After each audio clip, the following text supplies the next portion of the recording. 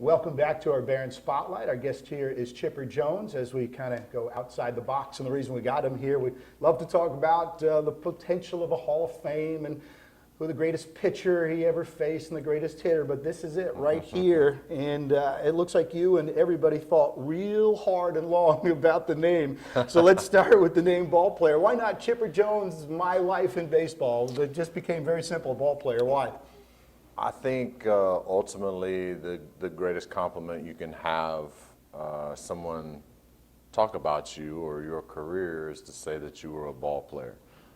There are people who play baseball, and then there are ball players, and that's what I always strove for.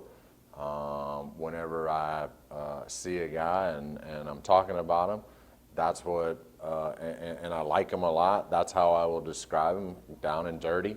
You know, go out there and try and win every single baseball game. That's a ball player. It just seemed fitting. You could call it a grinder then, because you've described what a grinder is. Would you consider yourself as a player and as a person a grinder? I wouldn't say a grinder. I would say a worker. You know, but you know, there's so many different terms that could be used as a flattering way of describing a baseball player. I thought this thing, I think that encompassed everything. All right, you mentioned that it took you about 2.5 years. Now, when you were playing, you didn't look for the spotlight. It got you because of your ability, obviously. And so I was kind of surprised that it came out this early in your post-career. As was I. I never, even thought that this opportunity would arise. I never had any interest in personally writing a book. But when Carol Rogers Walton approached me about the opportunity, it was something that I had to marinate on for a little bit, because, like you said, I'm not the most outgoing guy in the world, and not really willing to let people in. But it seemed like a good opportunity to, I felt like I had a lot of cool stories to tell. I could set the record straight in certain instances, and ultimately talk about one of my more favorite topics in life, and that's hitting a round ball with a round bat a lot. Is that more fun than hitting a doe, a deer, or a golf ball, or are there other things that you do? Hunting is more therapeutic for me, from a standpoint of harvesting an animal is secondary, but getting out into nature, climbing a tree, kind of recharging the batteries after playing 200 games a year, you got to turn the cell phones off, turn the TVs off, and some of my most important decisions are made about 20 foot up a tree. Wouldn't you want to be a little bug or have a little camera, a little cell phone, and see what is going on inside that guy's head? Right? We're talking with Chipper Jones in the South Atlantic part of the United States. I don't know if there's ever been a more popular athlete and a more popular person. In the book, you talk a tremendous amount about your parents. Tell me about your parents. They've been married going on 48 years in June. I consider myself very lucky to, especially in a day and age where there's so many single parent families and homes, that here I am, 45, going on 45 years old, and my parents are still together, still as big a part of my life as they ever have been.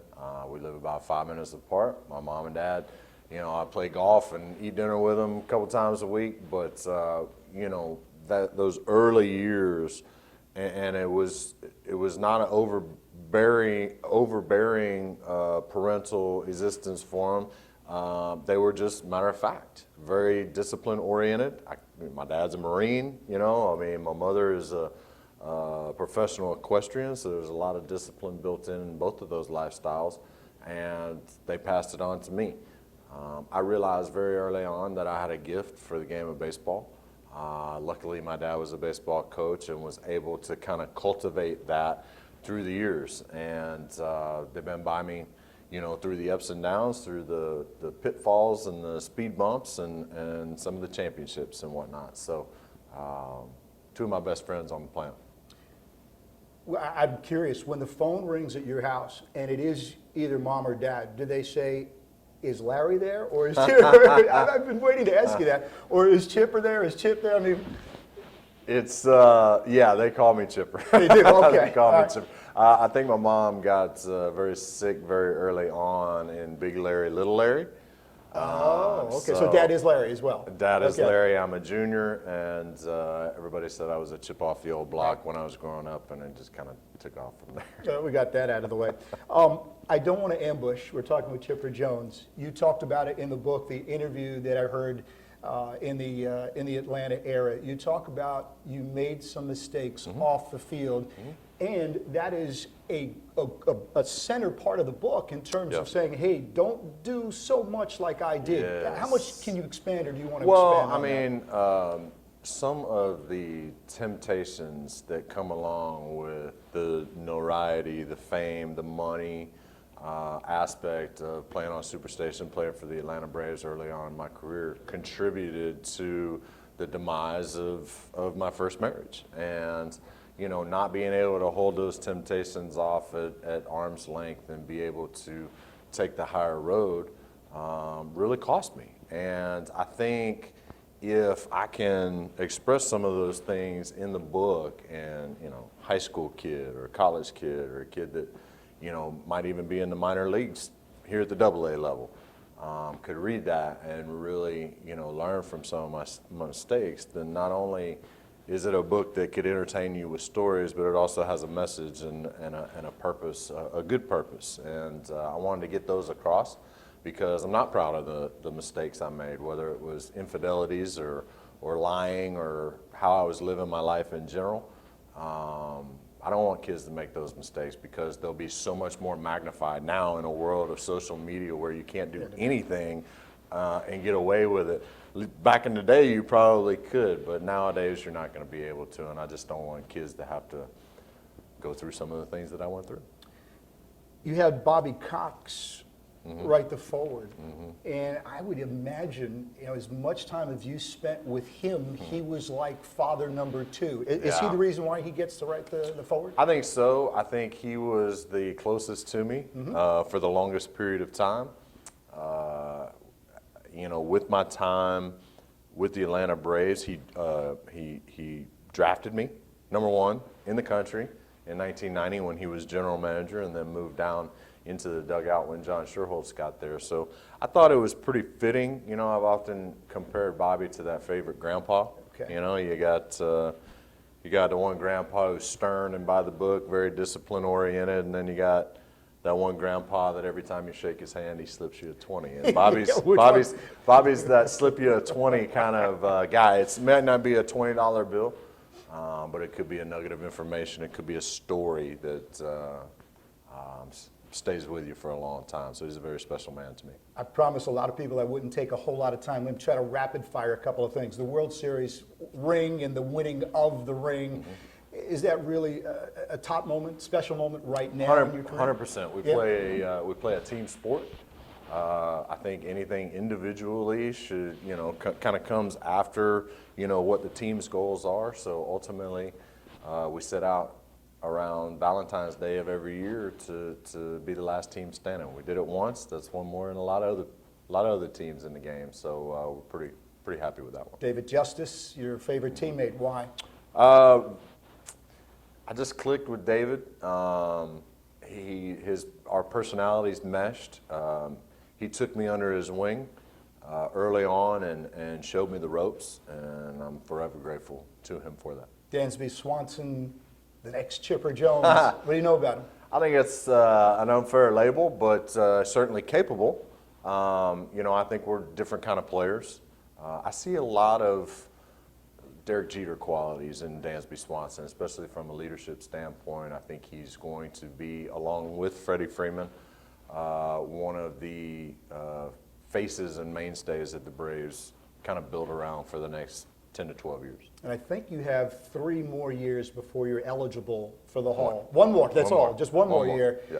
Honest now, and you've been very honest through the book and through this interview.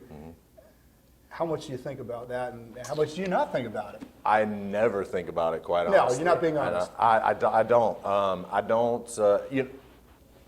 my motto in life is not to worry about things you can't control. What I could control was the resume that I put up. I spent 19 years doing it. I'm done now. Now it's up to the experts to figure out if I'm Hall worthy. I never played the game for a number or, you know, an accolade. I played the game because I wanted to play baseball at its highest level against the best players in the world and see how myself and my team stack up. That was it, and so now it's in somebody else's hands. Chipper Jones, who says he doesn't think about the Hall of Fame. One more thing, I got to get my prop here. All right. And this is also a compliment to you. Back in 1992, and I was with the Barons in this 20-year-old, skinny, tall, futuristic shortstop, and it's right here. I got to show. Let me see if the camera can get a shot of that. And he's batting third. Okay. Give Mike a chance to focus in on that.